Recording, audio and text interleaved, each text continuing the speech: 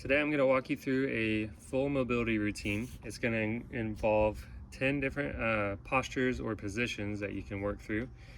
This is going to help support the joints, the muscles, tendons, and working towards a full range of motion through each of those areas. So if you've lost it and are wanting to get it back, or you have it and are wanting to maintain it, these are going to be good and helpful for going through that.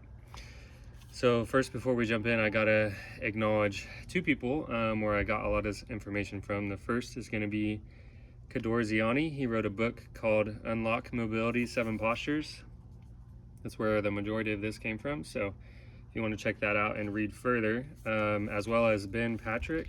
He goes by Knees Over Toes Guy on YouTube. He had Kaduor Ziani on his podcasts and things, and that's where I got a lot of this information. So first one we're going to go through is going to involve the big toe and the bottom of the feet. So with this stretch, we're going to work through that range of motion. And it's important to note with each of these that we're going to do two things. We're going to work through the full range of motion. Number one, work through that full range of motion.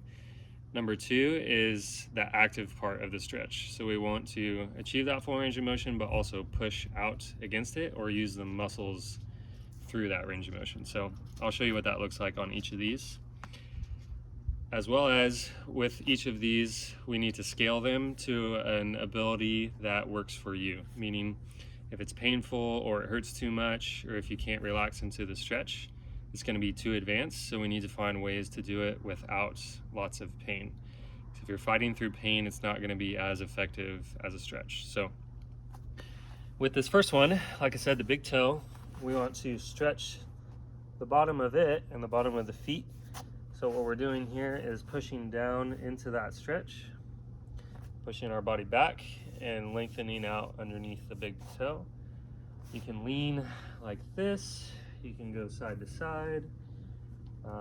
For people who are really tight here, just starting like this and just simply pushing the toes like this is probably going to be enough to start. So that's how it scales, is by the amount of pressure that you put back into the feet. So this is where to start, and somewhere here is where to finish, pushing through. Now we need to make the stretch active as well. This one's not as easy to understand, but maybe on the next one it'll make a little bit more sense. But here we want to push basically up out of that stretch. So we want to go all the way back, and then it's like we're pushing our toes down to lift our body up, and that's going to activate those muscles on the bottom of the foot. So what that looks like for the next stretch, being a full bend at the knees, is simply just leaning back on your feet like this. You can lean side to side, so you can put all the weight on one and then lean to the other. We're going to be stretching the front of the ankle here as well as the knees. And here's a good example of what that looks like when you get that full range of motion and then you push up out of it. So we want to sink into it and push out of it, and that's how we make that stretch active. That's going to give it a lot more benefits than simply just passively going through the stretch. So to make that one easier, simply just don't bend as much at the knees. So you can start here and work back like this and push out of it. You can use something like a box or a chair and assist yourself by pushing out of it. That's ways to make that easier. If it's really, really hard, you could start with one knee and bend, go to the other and bend back. So we're just trying to get that knee to fully bend. Next one we're gonna go through is getting into a full squat. So this one can be pretty challenging, but one way that'll make it a whole lot easier is having something to hold on to. So if you go to like the stairs in your house, or find a table or something secure that you can hold on to with your hands and take the weight from pulling you back. So a lot of times the mobility is people want to rock back in the squat.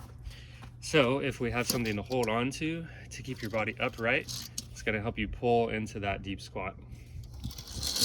From there, we want to just spend time kind of rocking back and forth, pushing into the hips and into the knees, and really working on kind of lengthening out the groin and sinking into the deep squat.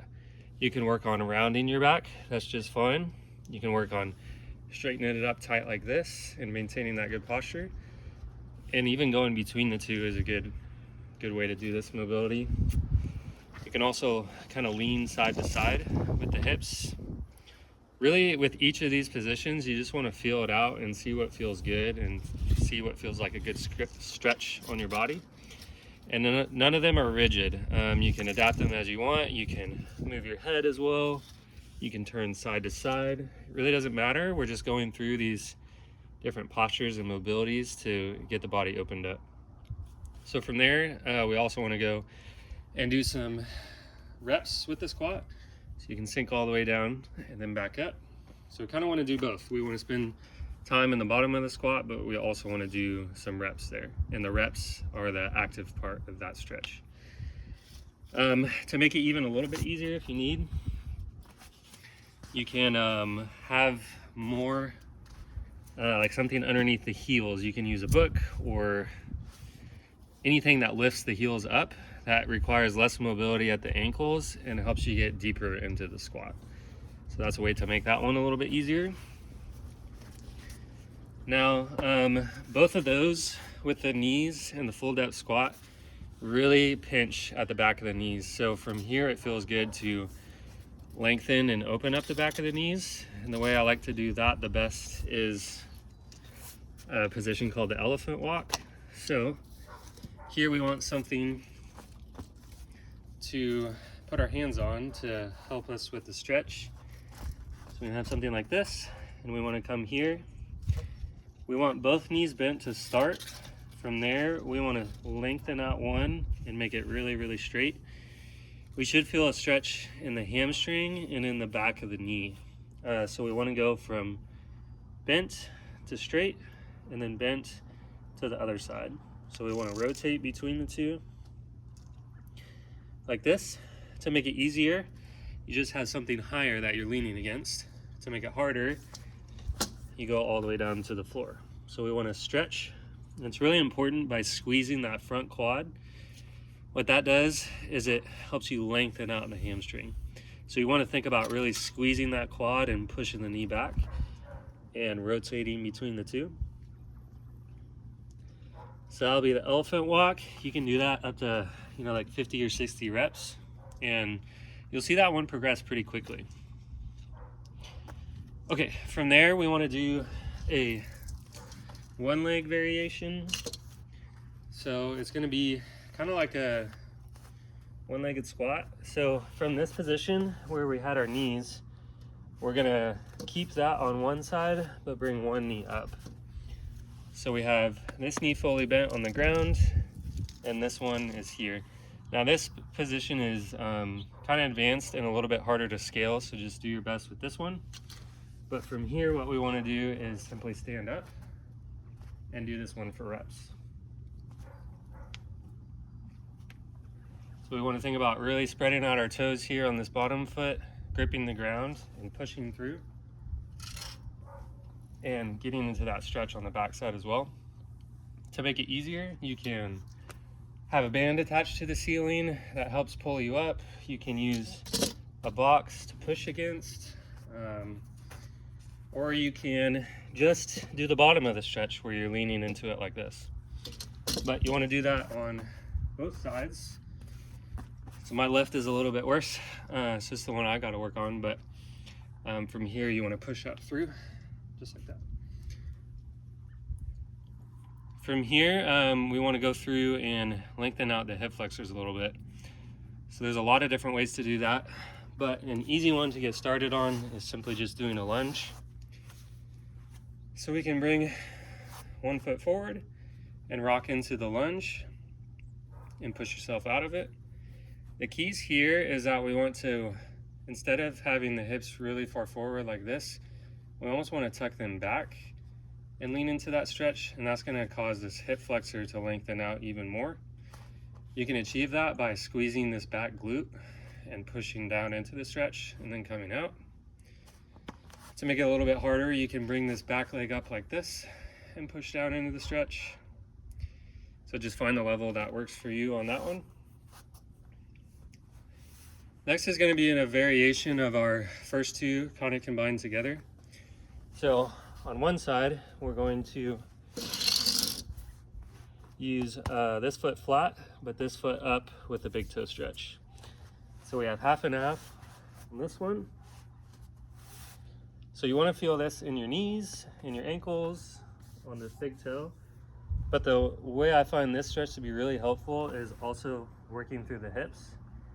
So kind of twisting side to side and feeling your hips move back and forth is a great way to utilize this stretch. So you're going to do that on both sides. So you flip the feet and work into that stretch on this side. From there, what we can do is maintain this position and slide into like a 90-90 or a pigeon pose.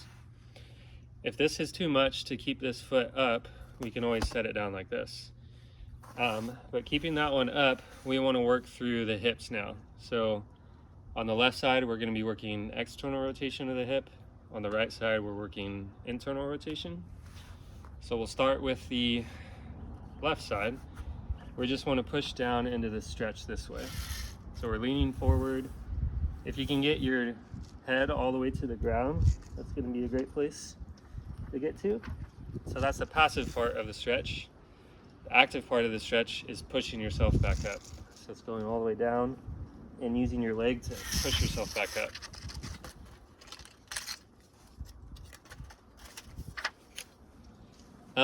From there, we want to make it easier, you can use your hands. The leaf distracted me. To make it easier, you can use your hands by helping your body push yourself back up. But we want to think about actively pushing this part of the leg down into the floor, because that really, from here, you're lengthening out the hip, and here you're strengthening it as you push back up. So the easy way to do it is with the hands. You don't have to go all the way down. Once again, you just work through the stretch that your body's comfortable with. But the goal is to use the no hands, get your face to the floor, and be able to push yourself back up. From there, we simply just turn into the internal rotation of the other hip. So from here, we're thinking about getting our nose down to the knee. And this one I've got some work to do on, but we want to push down and in like this. So we're twisting into the hip and down. And once again, if this foot up is too much, we can always relax it down like this. If this is too much, we can always lengthen it out like this. So just play around with the positions and once again, see what's going to be best for you. So this will be the internal part here. From there, we just flip the legs around. So it's the exact opposite and work through the other side. So we're pushing in here and pushing our body back up, working in on that stretch, and then once again to the internal side, turning into the hip and leaning forward and stretching into that. Number 9, so we're almost done, is same position here. We're going to put the arm on the ground, and on this one we're working on rotation of the spine and the mid-back. So we're going to take this hand and go down and twist all the way in as much as you can. You can turn your head to the right as well, and then bring it back out here and reverse it. And you want to think about twisting your back as much as you can and really opening up. So you're going to bring that stretch all the way in and then twist it back out. And you can do that on both sides. So you twist in and then bring it all the way back out. Then from there, to finish it off, I like just doing basically a full spine, hands down to the toes stretch. So for that one, I want to think about rounding the spine as much as you can, bending down really far forward. If it's too much, once again, just work in with what is going to be comfortable for you. But then we want to reverse it all the way back up and go into like a full extension where we're leaning back really far. So we want to go down as far as you can and lean back out of it like this. Okay, so there's the 10 different movements or postures that you can use to work through that mobility and help your body open up. Once you get these down and memorized, you can go through this in 5 minutes, you can go through it in 10 minutes, you can spend however long you need with each of those different postures, and you'll likely find that there's a few of them that are much more challenging than others for you. And those are probably the ones that you need to work on the most. So work through that, and over the weeks and months, you'll see your mobility improve quite a bit. So thanks for tuning in.